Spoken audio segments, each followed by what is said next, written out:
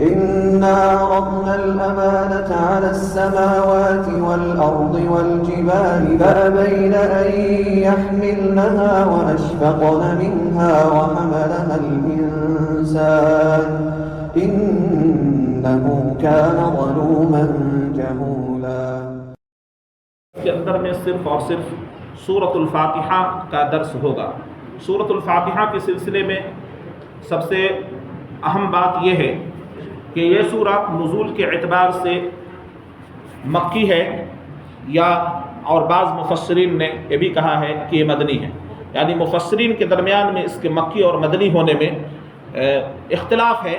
اور بعض نے کہا ہے کہ سورۃ الفاتحہ یہ سورہ ایسی ہے جو 2 مرتبہ نازل ہوئی، ایک مرتبہ مکے میں اور دوسری مرتبہ مدینے کے اندر میں نازل ہوئی ہے.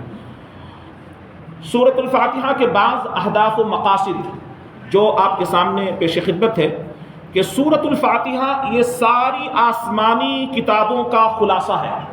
اسی لیے بعض علماء نے اس سورہ کا نام ام الکتاب یا ام القرآن کی وجہ یہی بتائی ہے. یعنی سورۃ الفاتحہ کے چند اہم نام ہیں: ام الکتاب یعنی کتابوں کی ماں، اور ام القرآن یعنی قرآن کا پورا خلاصہ اس سورہ کے اندر میں گویا بیان کر دیا گیا.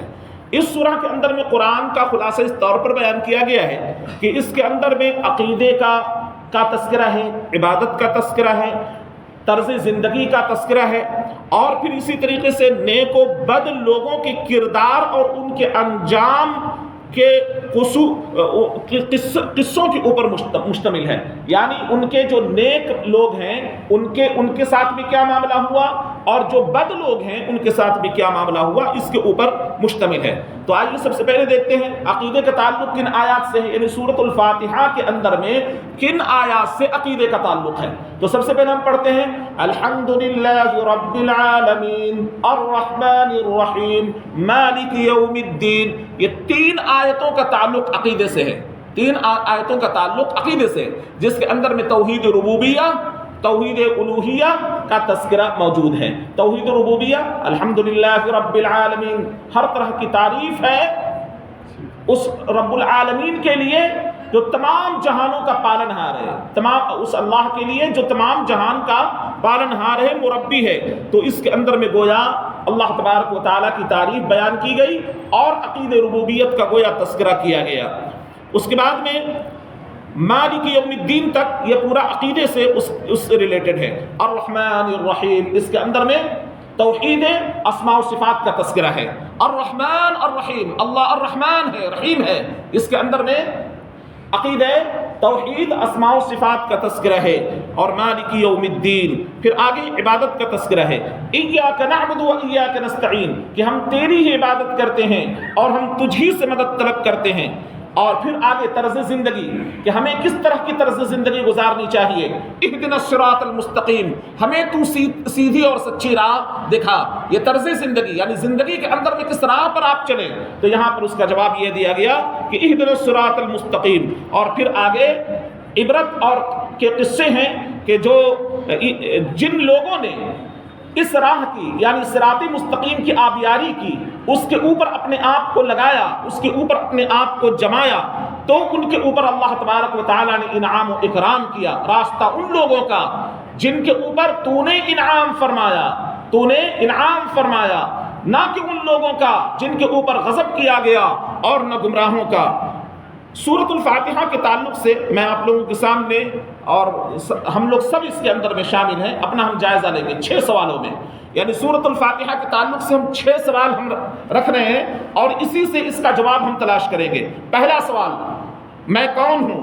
سب سے پہلا سوال اپنے آپ سے کریں کہ میں کون ہوں؟ تو جواب ہے کہ میں عبداللہ ہوں، اللہ کا بندہ ہوں. مجھے اللہ تبارک و تعالیٰ ہی کی بندگی کرنی چاہیے. ایاک نعبد و ایاک نستعین، یعنی ہمیں تیری ہی عبادت کرنی ہے اور ہمیں تجھی سے مدد طلب کرنا ہے. یعنی ہم تیری ہی عبادت کریں گے اور ہم تجھی سے مدد طلب کریں گے. تو سب سے پہلا سوال یہ تھا کہ میں کون ہوں، میں کیا ہوں؟ اللہ کا بندہ ہوں. سورۃ الفاتحہ کے اندر میں اس کا جواب موجود ہے کہ ہم کیا ہیں؟ اللہ کے بندے ہیں. دوسرا سوال یہ ہے کہ مجھے کس نے پیدا کیا؟ مجھے کس نے پیدا کیا؟ تو جواب ہے کہ اس اللہ نے پیدا کیا جو تمام جہان کا خالق مالک مربی ہے، تمام جہان کا پالنہار ہے، تو مجھے بھی اسی نے پیدا کیا ہے۔ تو دوسرا سوال یہ ہے کہ مجھے کس نے پیدا کیا؟ تو جواب ہے کہ مجھے اس اللہ نے پیدا کیا جو تمام جہانوں کا خالق اور مالک اور مربی ہے، الحمدللہ رب العالمین۔ سوال نمبر 3، مجھے مرنے کے بعد کہاں جانا ہے؟ مجھے مرنے کے بعد کہاں جانا ہے؟ جواب ہے مالک یوم الدین، میدان حشر کے اندر میں ہمیں جانا ہے، مرنے کے بعد میں وہاں حساب و کتاب دینا ہے۔ ہمارا خالق مالک مربی فیصلے کے دن کا مالک ہمارا حساب و کتاب لینے والا ہے۔ تو لہٰذا اس روشنی میں ہم جواب تلاش کریں گے سورۃ الفاتحہ کی روشنی میں کہ مالک یوم الدین، کہ ہمیں مرنے کے بعد اللہ رب العزت کے پاس میں جانا ہے، وہاں اپنے کیے کا حساب و کتاب دینا ہے، ہمارا مالک ہم سے حساب و کتاب لے گا۔ سوال نمبر 4، مجھے کرنا کیا ہے؟ کس کی عبادت کرنی ہے اور کیسے عبادت کرنی ہے؟ تو اس معاملے میں علامہ امام ابن قیم رحمہ اللہ فرماتے ہیں کہ پورا اسلام ان 2 سوالوں کے جواب میں ہے۔ پورا اسلام، پوری زندگی عبادت ہے، یاد رکھیں پوری زندگی عبادت ہے، اور 2 سوالوں کے جواب کے اوپر مشتمل ہے۔ پہلا کیا ہے؟ تم کس کی عبادت کرو گے؟ جواب ہے کہ ہم اللہ تبارک و تعالیٰ کی عبادت کریں گے۔ جواب کیا ہے؟ ہم اللہ کی عبادت کریں گے۔ دوسرا سوال، اس ایک اللہ کی عبادت اور زندگی کے ہر شعبے میں اس کی عبادت و بندگی کیسے کرو گے؟ عبادت تو کرنی اللہ کی، تو کیسے کرو گے؟ تو جواب ہے محمد رسول اللہ صلی اللہ علیہ وسلم کے بتائے ہوئے طریقے کے مطابق۔ کیسے عبادت کریں گے؟ محمد رسول اللہ صلی اللہ علیہ وسلم کے بتائے ہوئے طریقے کے مطابق۔ ایاک نعبد و ایاک نستعین اہدنا الصراط المستقیم، اس راستے کی جس کی نشاندہی رسول اللہ صلی اللہ علیہ وسلم نے فرمائی۔ ایک لکیر کھینچی اور کہا ھذا سبیل اللہ، ھذا سبیل اللہ وخط خطوطا عن یمینہ وشمالہ، اور کہا کہ یہ بہت سارے راستے یہ، اور اللہ کے نبی صلی اللہ علیہ وسلم نے چند لکیریں دائیں بائیں کھینچی اور فرمایا کہ بہت سارے راستے ہیں، ہر راستے کے اوپر شیطان بیٹھا ہوا ہے اور اپنی طرف بلا رہا ہے، اپنی طرف دعوت دے رہا ہے تمہارے۔ پھر اس کے بعد اللہ کے نبی صلی اللہ علیہ وسلم نے آیت کریمہ پڑھی وَقَرَأَ أَنَّ هَذَا صِرَاطِ مُسْتَقِيمًا، یہ میری سیدھی راہ ہے۔ تو یہ صراط مستقیم کی پیروی یہ راہ ہے، اللہ تبارک و تعالیٰ نے اس کو متعین کیا ہے، رسول اللہ صلی اللہ علیہ وسلم نے اس کی وضاحت فرمائی ہے اور صحابہ اس کے اوپر چلے ہیں، تب تم منعم علیہ کہلائے ہیں۔ صحابہ رضی اللہ عنہم اس کے اوپر چلیں، اسی چلنے کے اوپر ان کو انعام و اکرام سے نوازا گیا۔ سوال نمبر 5، مجھے کیا نہیں کرنا چاہیے؟ ہمیں کیا نہیں کرنا چاہیے؟ غیر المغضوب علیہم ولا الضالین، غیروں کے طریقے اور طرز زندگی کو اختیار نہیں کرنا چاہیے، ہمیں یہودیوں کے طریقے پر نہیں چلنا چاہیے، نصرانیوں کے طریقے پر نہیں چلنا چاہیے۔ یہ ہمیں اس سے سبق مل رہا ہے، غیر المغضوب علیہم ولا الضالین، ہمیں کیا نہیں کرنی چاہیے؟ غیروں کا طریقہ اختیار نہیں کرنا چاہیے۔ سوال نمبر 6، اللہ کو راضی کرنے کا طریقہ کیا ہے؟ اللہ کی محبت کو پانے کا طریقہ نبی صلی اللہ علیہ وسلم اور صحابہ کے منہج کو اختیار کرنا ہے۔